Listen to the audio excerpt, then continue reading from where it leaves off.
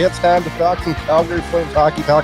I am Brad Burud with Kyle Lewis, and it's another edition of Flames Unfiltered. Yes, sir. Are we ready? Well, we better be, because here we are, live and good to go. Little bit late. A little late this week. Not necessarily. I know you were a little bit under the weather, and work has been nuts on my end, but we got lots to talk about. I have been. I don't know what's wrong with me, man. Plenty. Your health, I don't know, but mentally, quite a lot. Yeah. Look at your choice of co-host, for God's sake. I don't know. I've gotten 3 colds in like 3.5 months now, and it's getting old. It's getting old. I suspect part of it is rebuilding your immunity after all the COVID stuff the last few years. That's what I find. People are getting sick a lot now. You know, during that whole debacle of that, I never was sick for a day. Wow. And then now, whatever it is, 3 years later, I'm having a winter. I'm having a fall, I guess you'd say, where every time I'm around somebody that's sick, it's like clockwork. 2 days later, I start feeling like shit. Yeah, we don't want that. I don't know. I'm tired of it. So I feel about 80% today. Try to get through the show without coughing. But you know what? Tonight will be the first Flames game that I've watched where I haven't been medicated so bad that let's put it this way. My take on some of the recent games might be a little skewed. Potentially, yeah, that could make sense.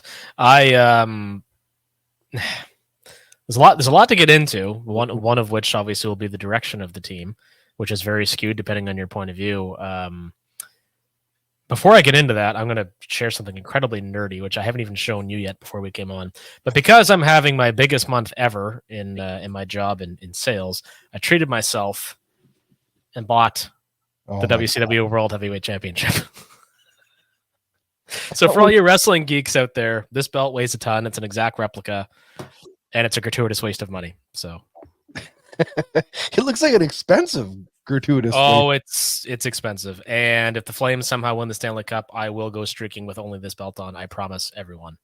Would you be able to run with that? I doubt it. That might I can hardly run as it is, but you might have to practice.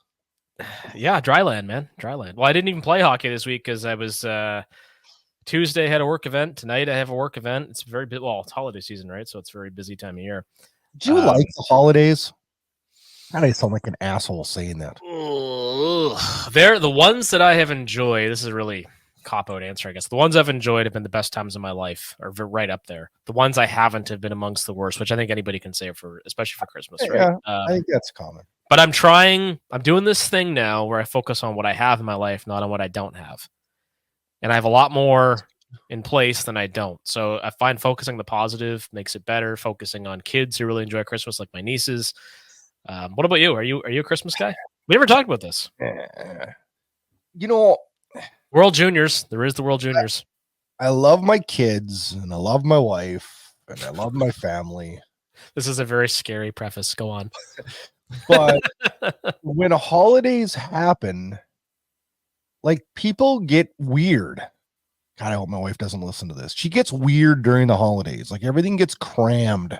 If your wife is like anybody I've ever dated, she's not listening to this. No, she's not listening to this at all. There's no way. If she's listening to this, I don't even care if I'm going to get in trouble because I'll be so freaking shocked. Right?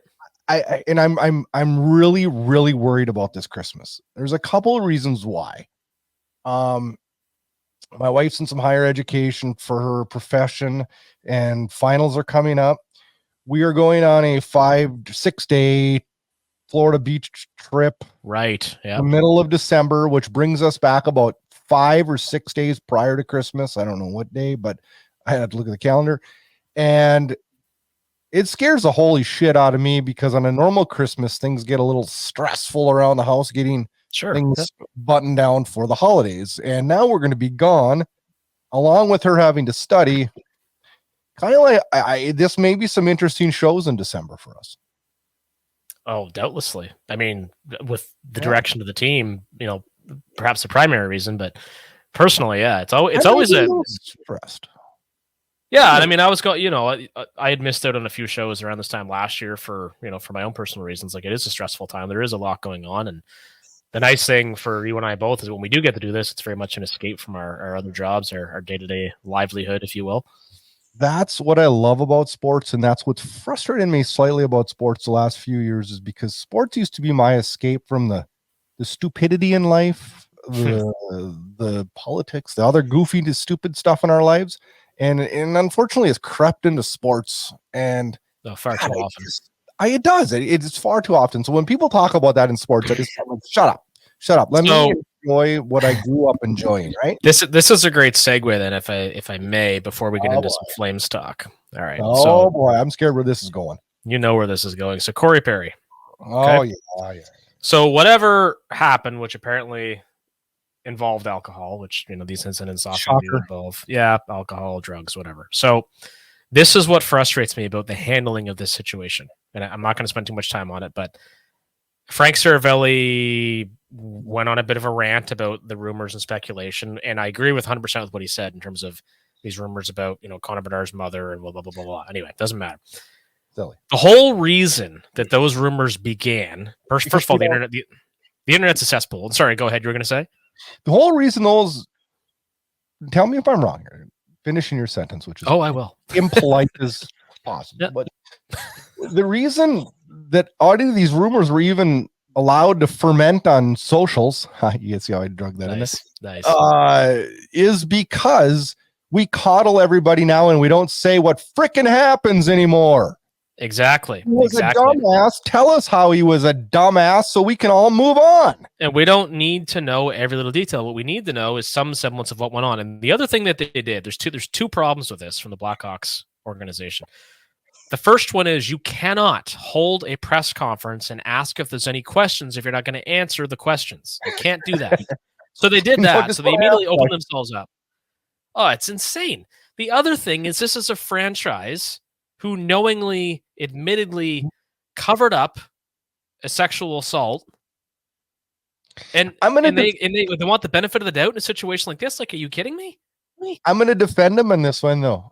And I might be completely wrong. I think this is the league saying, just let's not talk about this.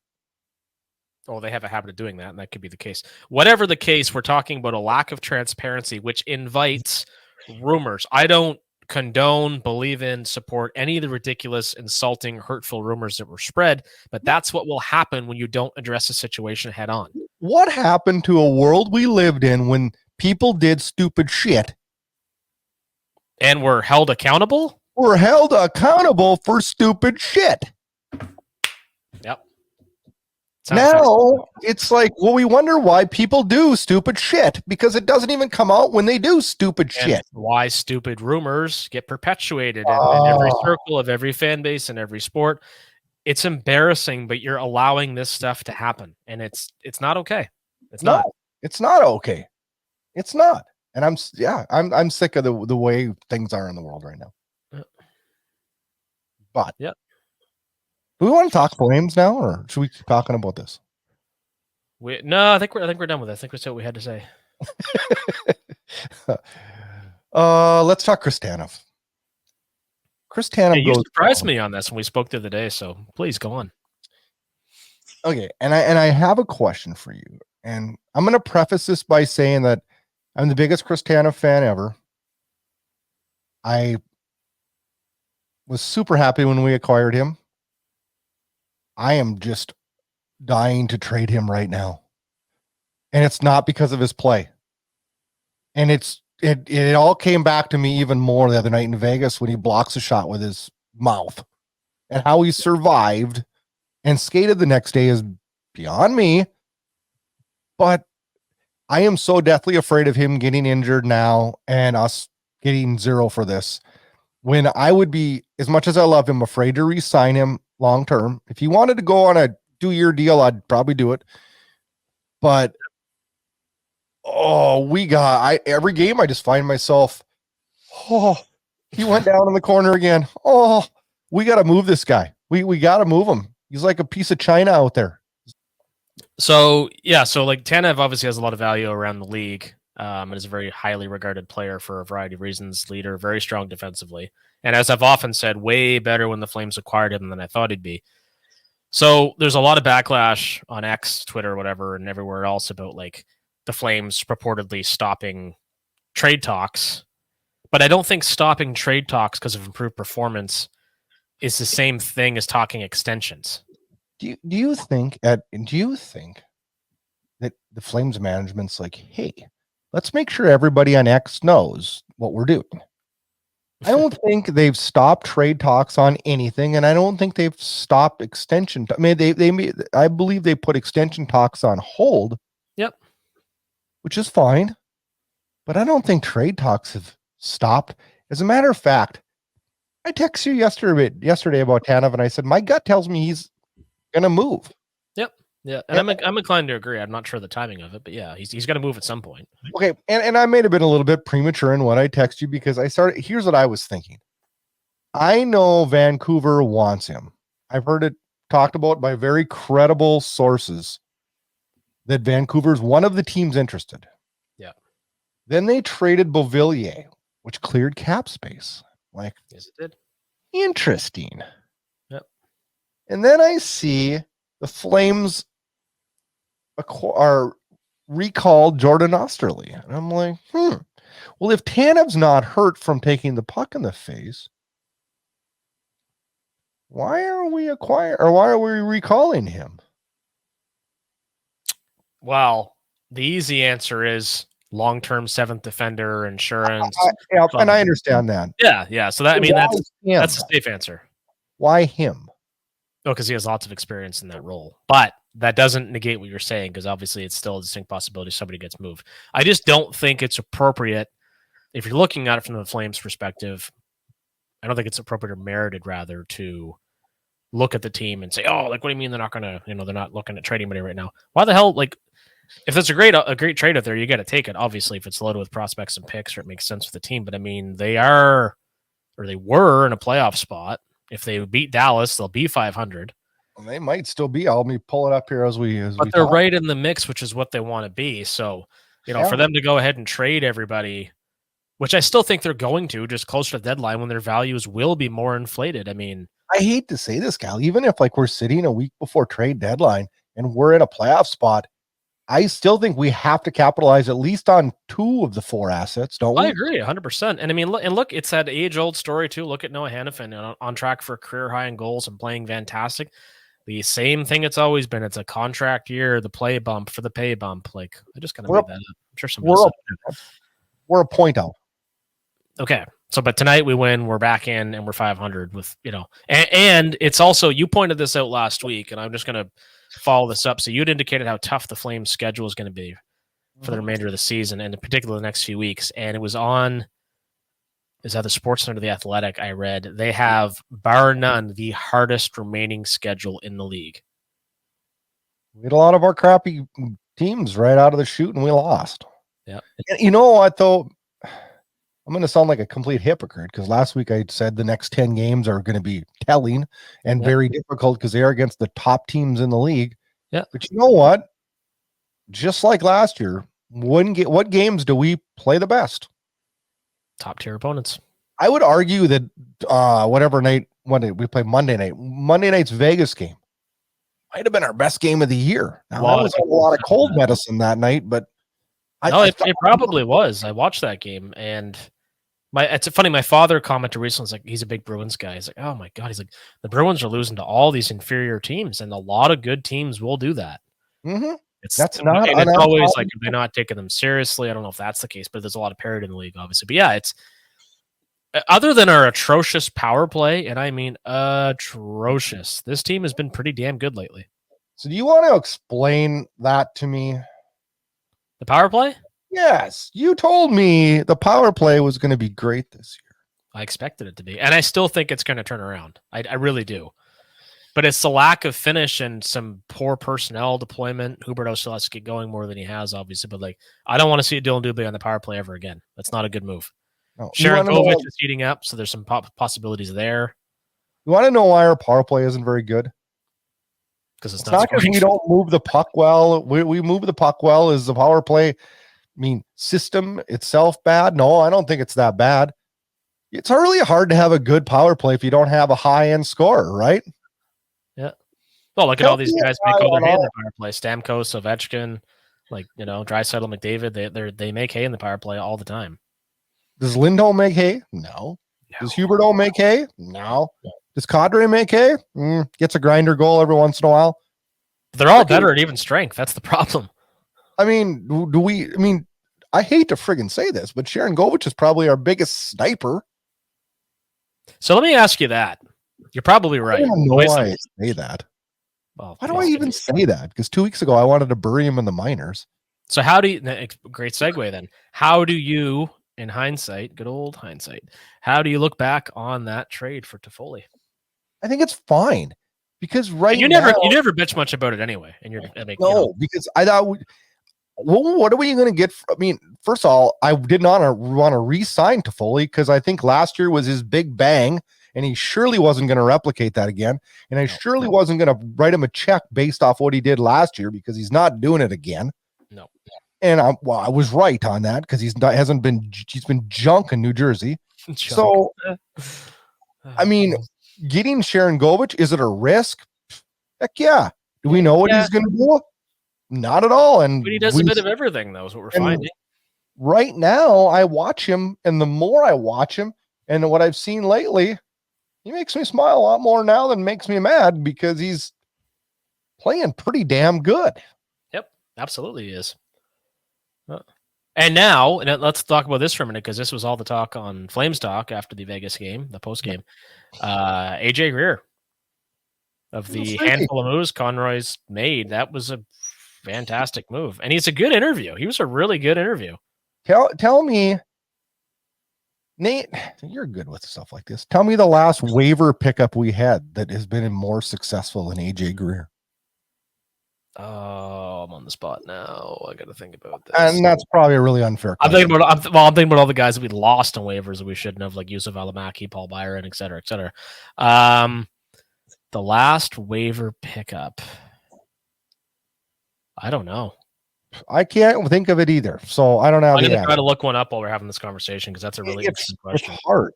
And I look at AJ Greer. I know. Is he a guy you want to have around for a few years? Maybe. But maybe he's a guy you could flip at the deadline and get something else too. Yeah. Oh, absolutely. 100%. Right? He's really, really reinvented himself with the Flames in terms of, adding a little more of an offensive dimension and just being a really effective forward and very, very limited ice time. Like we're talking 8-10 minutes a game. I want to rewind a second though. I want to go back while you look that up. I want to talk about this power play. I want to know your take on why you think the power play is struggling so much. Well, personnel issues. They're finally starting to realize who should probably be out there, which took far too long. But like you said, the puck movement's been great. The zone entries have been a problem. We've talked a bit about that already in previous episodes. So zone entries and just a complete lack of finish. And it's going to be incumbent with this group, I think, apart from Sharangovich improving, hopefully Huberdeau, but it's going to be incumbent upon Weegar and Hanifin, Anderson, the defenseman, to be more active in the power play to drag this thing out of the sewer. Because so far the forwards haven't done it at all. Nope. At all. So do you miss Troy Stetcher a little bit? That's a weird ass comment. Well, I wanted him to stay. So did I. And I was disappointed that he didn't. So yeah, in hindsight I do, but I hadn't thought of it until you said that. Another thing, a just stupid thing that came to my mind the other night too, and I don't even know why I'm talking about it at this point of the show, but Noah Hanifin, right? Mm-hmm. He is the number one person listed on the Athletics NHL trade board. Yep. Scarily, the Flames have numbers 1 through 4. Yeah, I was looking at that.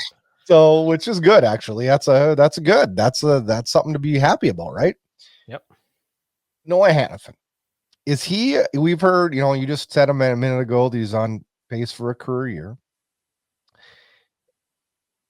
Have you ever, since TJ Brody left, said, you know what, I really miss TJ Brody?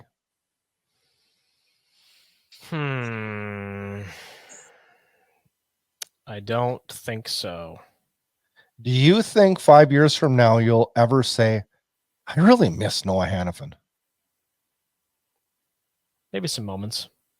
You think so, huh? Yeah. Yeah, maybe some moments. I bet you don't. I guess we'll find out in 3 or 4 years. And I'm not trying to be mean to Noah Hannafin or whatever, but he leaves me wanting more. Yeah, much. but at the same time, like I've never sat here and thought I missed Mark Giordano and he won the Norris. That was going to be my next point. I miss Jerome McGinley to this day. But here's the thing. You don't miss Mark Giordano because of his age. Just like we're not going to miss Chris Tanev because of his age. Yeah. Are we going to miss the qualities he brought to the ice in his prime? Oh, hell yeah. But you don't get him in his prime next year. Yeah. That's where I sit and think, geez, do I want to, I had to wrestle with myself to think, geez, would I re-sign Tanev? I would like to, but I'd be so scared to because of his age and where he's at in his career and how he plays the game. He's a defensive version of all those guys that don't age well at forward. So my favorite example is David Backes. Troy Brouwer was a terrible, terrible signing, was always destined to be. You can't sign players like that long-term after the age of 30. You just can't. I almost feel bad talking about this way with Tanev because how many players jump in front of a slap shot with your face, and he says his quote is, once you're in the game, you're not thinking, right? It was a bang bang play. I just was trying to do whatever it takes to not get scored on. Like, he's everything you want in a player until he's not. Only I'm afraid to re-sign him because he's there. Remember, Rhett Warner hung around the team for like 1.5 to 2 seasons where he rarely ever played and then didn't play. He's part of the practice squad because he was just so injured and banged up, and he was never going to work way back in the lineup. And now he's one of the most beloved members of the Flames media community, and rightfully so. But guys that play that way, they're so valuable when they're valuable, but their shelf life in the league is 10 to 12 good years, and that's it. You're done. Yeah. It's just the reality of the position and the way that they play. I mean, they are incredibly valuable, and they're the players that, people will argue put a team over the top and help them win a Stanley Cup, which is why everybody wants Chris Tanev. But that expiration date, check the jar. It's coming quick. Let's move into our X Factor, which is related to exactly what we're talking about. It comes from RoBo at Flame Stamps. You can't lose Tanev, Hannafin, and Zadorov. You have to sign one or two, in my opinion. Not enough talent in-house to fill big gaps. That's a great take, really. It really is, because I was myself looking at Cap Friendly, and I was looking at the hard defense. And if we do move all three of those guys, we are weak in the cupboards on defense. We literally will have to sign people to play defense. I mean, we have to acquire defensemen. Yeah. To be able to fill the cupboards. Absolutely. No, that's I mean, there's nobody, guys, but then you can take this tweet and you can flip it the other way and say, if I don't move these guys and I don't sign them all, or if I can't overpay, I can't pay Hannafin. Hannafin doesn't want to be here anyways. Yeah. Zadorov doesn't want to be here, so I'm losing both of those. Yeah. And so if you're just bringing back prospects and picks, you're talking about bringing in Gilbert, DeSimone, and Esterly to play regularly. That's not going to work. No, not at all. Obviously, so we're going to have to get some defensemen in return somewhere. Well, prospect defensemen, yeah, or even a few gap fillers for a couple years, right? Didn't I just list a bunch of gap fillers? In a sense, right? Well, yeah, but I'd rather have a gap filler and I'm bringing back an old one when we got him. I was shaking my head, but bringing a Stetcher in at the deadline. Those are gap fillers that are meaningful gap fillers. Well, right? But see, that's a really fine line because I could also counter with guys like Anders Eriksson and Nick Grossman. I guess the point is, and the point of this tweet, and it's well taken and well said. Thank you very much, RoBo, which makes me think of Brian Robertson, former guitarist of Thin Lizzy. That was his nickname.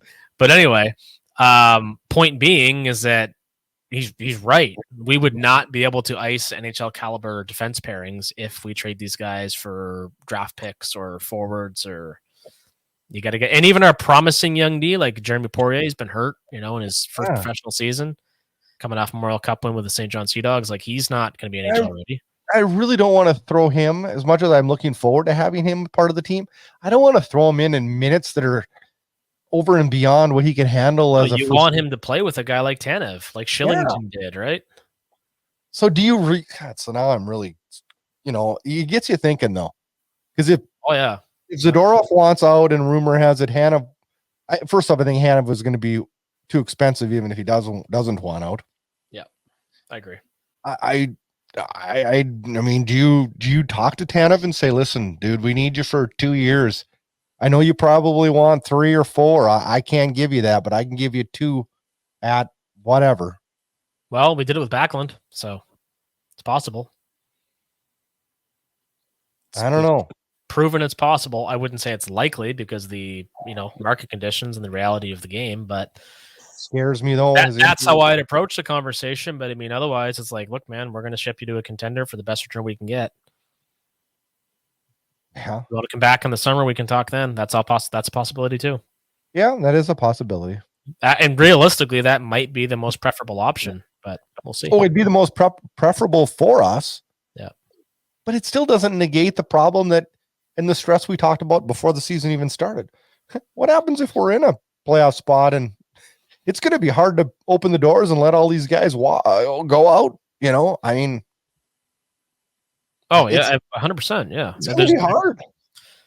Yep, Conroy's in an unenviable position. I mean, enviable right now in that they've turned things around and the roster that he basically inherited is starting to perform. But I mean, the decisions aren't going to come easy. But I think the little tweaks he's done so far, he's done well, very well. So we'll trust him and see what happens. Well, you think about this, and he's hit on, he talked about bringing in youth. Yep. I mean, I don't think any of us thought Zary was going to be as good as he's been. And thought that. And Pospisil, no way. Pospisil's even more of a found gem, as he played in his 10th game against Dallas the other night, and that's significant because now he has to clear waivers to be reassigned to the minors, and that's not going to happen. So he's with this team for the rest of the year. Yep. Right. Yeah, I mean, he should be. But then that leads to the question, and a lot of people on socials this week were clamoring and wondering why the hell Coronado's not getting a call back up. Well, where do you put him? And to even make this even more crazy, when Peltier returns from injury, where do you put him? He's very close to. I think Dewar's on a one-way deal. You can't send him down. Nope. I mean, so risk losing him, but at the risk of losing him, right? So it's going to get tricky here. It's really, I mean, it's a good problem to have that we have prospects that we don't know where to put them all because they're doing well. Well, it's prove Conroy right. Surprised all of us with how good they've been, and talk about X factor in terms of posting these tweets. I mean, Peltier is a big X factor coming back. He is. Yep. He is, and also, having Coronado come back at some point, I think it'll happen. Where does that all fit in? Yep. It's going to be interesting. If you pencil out the depth charts and you add those guys in, it's like, I don't know who you take out. What does the future hold for a restricted free agent in Dylan Dubé? What do you pay him next year? Nothing. Let him walk. See ya. Well, I guess he wouldn't walk, but I mean, I'm not interested in re-signing him at this point at all. He's just taking space from a Coronado, maybe Dewar, Peltier. Nope. I think he needs a fresh start somewhere else because he's not panning out here. Not to me. He's a guy that can be moved. I think he's a guy that I think the Flames would listen to offers on. And it's not that I hate Dylan Dubé. It's just that, I mean, let's just face it. He's fine. Yep. But he would be walking somebody better, and that's the problem.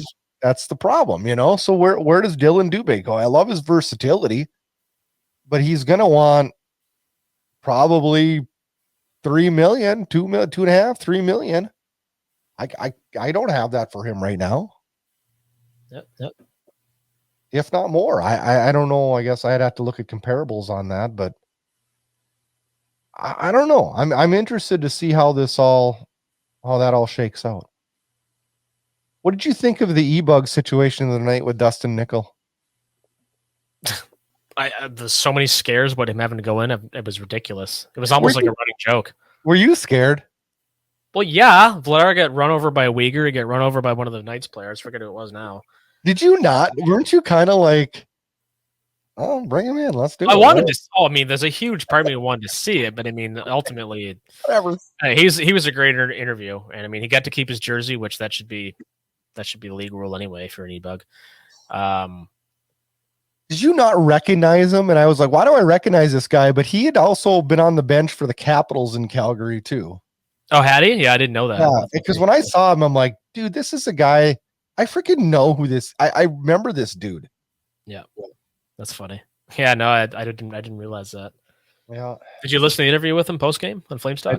I did. It was really good. Good for him. He owns a construction company, I guess, and he was taking a nap and only had a banana before the game.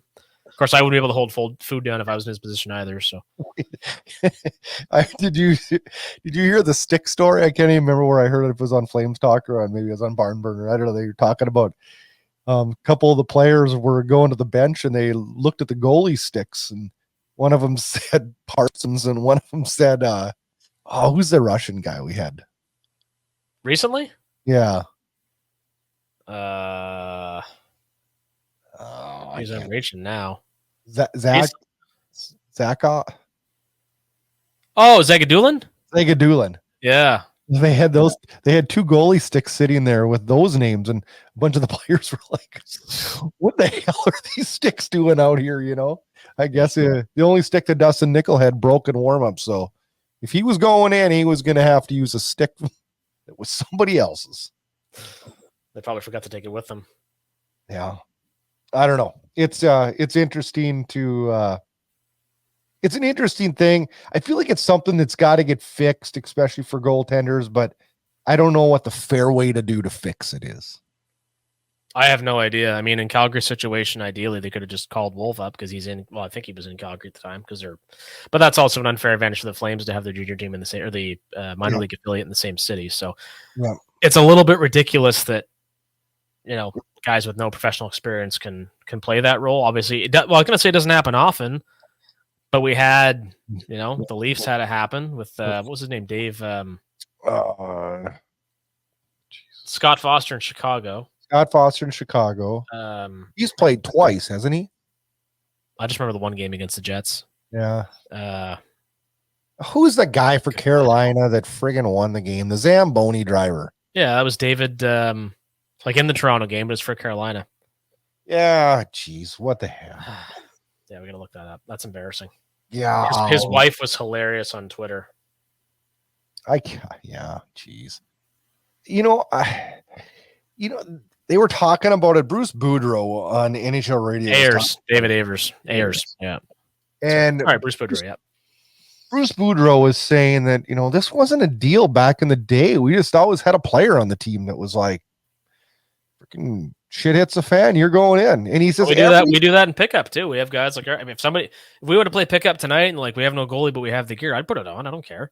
But they say though that like, and I know this for a fact, because like I had a kid when I played hockey that was a defenseman that just freaking wanted to play goalie so bad, and he put the pads on in practice, and he was awesome. And wow.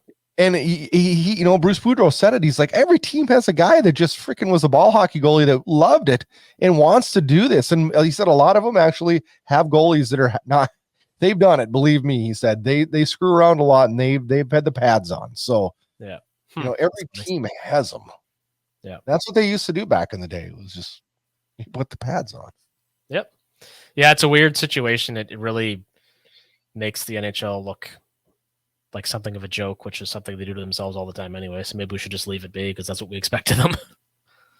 It fits God, we're hard on the league sometimes, aren't we? We have absolutely every reason under the sun to be hard on this league. We're diehard fans, but they do a lot of stupid shit. There's no denying that. I think they do a lot of good things too that some of the other leagues don't do. So I'll praise them in that. I just can't think of one right now. But, yeah. Give you some time. I'll come up with one so the league's not mad at us.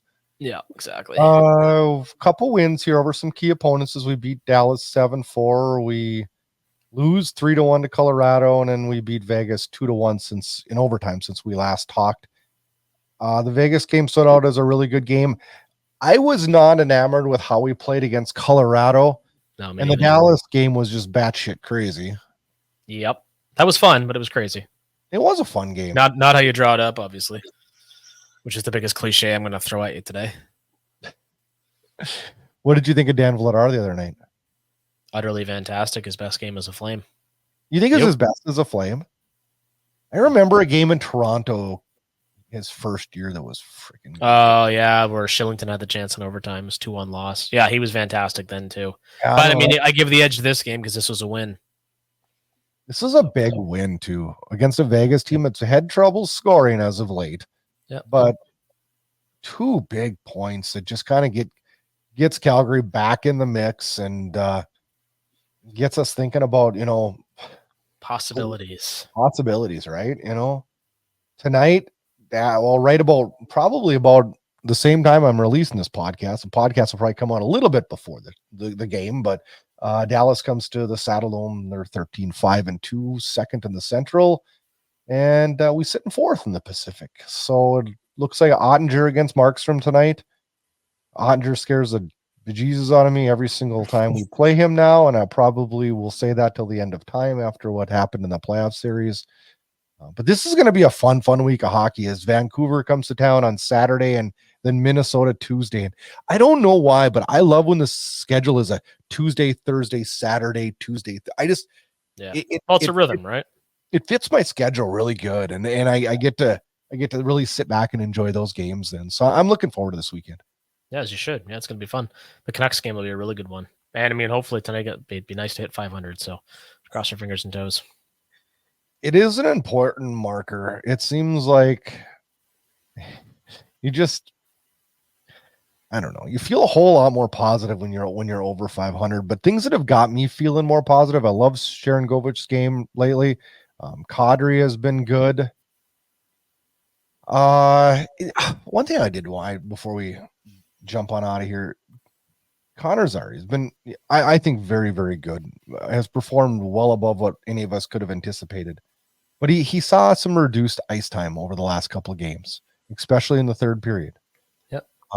Were you surprised by that or upset by that, or what were your feelings? I was a little bit miffed just because I don't think his performance, dictated that. I understand the coaching staff probably wants him to observe a little more, not put too much pressure on him, those kinds of things. But I mean, he's performed so far. How do you feel about it? I wasn't upset about it because I think it's part of the process. Yep. I hate that word too, but I felt like in the Vegas game, like every single time I looked up, AJ Greer was going out. And he only played 10 minutes, so go figure. Did it not feel like that though? I was like, oh, he's going out again. Yeah. I mean, the games pass by so quickly. You kind of, you actually look at time on ice sometimes, you're like, really, that's all he played? Or holy shit, he played a lot, depending on what's happening. But yeah, I mean, it doesn't bother me. It's like you said, it's part of the process. But yeah, I mean, and it's going to be interesting to see what happens too. Like as Pelche gets healthy, Coronado is kind of forcing their hand. Somebody's going to have to move out here soon to make room because these kids are the ones leading the way. I don't know. It's good. There could be a lot of roster changes by the end of the year. There's going to be. It's just a matter of when they start, and it could be with the 2 DU players, Dubé and Dewar. Like who knows? Do you think though it starts soon? Because my gut tells me, I'm coming from the guy who said Tanev was going to get moved yesterday. I do think he'll be the first to go. I really do believe that. I think the other ones might be more late. And the guy that's probably frustrating me the most because he's hurting his value the most is Lindholm. Yeah, he's been a little better lately, but still, it's just, I don't know. Like I said, keep looking at Columbus as a destination for him. I think that relationship's coming to an end no matter what happens down the stretch. But we bring in Gaudreau back? I'd love to, but no. Do we want Gaudreau back? I don't even know if we want. Oh, absolutely, we do. But Ball's moving out a lot of money. We do not want Patrick Laine. I'll tell you that right now. No. I don't think Patrick Laine. I don't think he wants to play hockey anymore. Could be I right. do. It certainly looks that way when I you think watch he his wants plays to play. play. I think he wants to play video games. I do. I think he's He's one of those guys that really had it good in Winnipeg, and I think he took it for granted. And that's just me outside looking in. I don't know shit about it. That's just my opinion. Yep, I think so too. We often take things for granted as people. It's one of our many flaws. Yeah, we do. We could probably make a list. We could probably have a show, right, Kyle? Yeah, it's probably best if we don't, though. It sounds like it'd be rather depressing. Oh boy. Oh, shit. Well, time to move on. We got things to do, games to watch. Next week's show is going to be a good one as Matt Vernon joins the show. Lots to talk about with him. I look forward to hearing the real reason why his dad changed from number 30 to 29 when he came back to Calgary. And then we'll talk about his solid playing career as a goalie. And you don't see that very often where a father's son play the same position, especially goaltender. We're going to talk to him a little bit about how that has been, being the son of a Hall of Famer at the same position. And if there was extra pressure put on him with that. I'm looking forward to getting his responses on that. Yeah. And then, I don't know. We got lots to talk about next week. Other things, will anybody be moved? Will the wins continue? What is Pelche going to be back soon? We got lots to talk about. So I look forward to next week's show. Yeah, it's going to be good. There's lots, like you say, lots happening, lots around the corner, and we'll have to keep an eye on practice to see when that non-contact jersey comes out and comes off, and yeah, there's lots going on. I haven't heard an exact timeline yet, so let's just. It's in December, which is tomorrow, which also is my birthday, by the way. Tomorrow's your birthday. Well, mine was last Sunday, so happy birthday to both. Well, happy belated birthday. Why the hell didn't I know this? I don't know. I don't know. I don't send out messages to people saying it's my birthday. Do you watch The Office? No, my son does. Oh my god! So I gotta repeat this scene just because I'm gonna do this tomorrow because it's hilarious. So Michael calls his boss / on again off again girlfriend Jan, and it's like, "Hey, happy birthday!" And she's like, "It's not my birthday, Michael." And he's like, "Oh, really? I thought we had the same birthday." And she just through the phone goes, "Happy birthday, Michael." Oh, it's gonna be good. It's gonna be good. We should record it tomorrow, so I could have done it to you. That'd have been perfect because I'd have just been like, "All right, happy birthday, fuck, right?" Well, happy birthday, Kyle, and I don't. Happy belated birthday, Brad. Thanks, Ben. Well, that's good. We got each other, looking out for each other, right? Yeah, exactly. So have a great weekend, Flames fans. Enjoy all the games, and make sure you keep in touch with us on our socials. Beautiful. Thank you.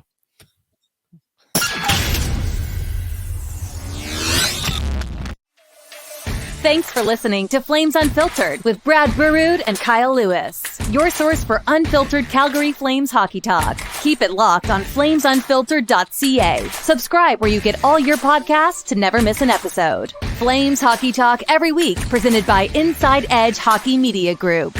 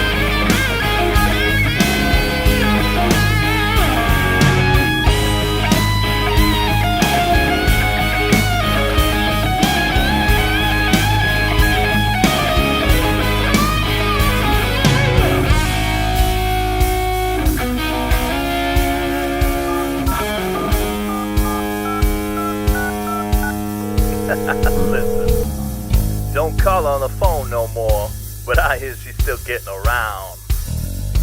Cut all ties with this girl, but somehow she's still hanging around.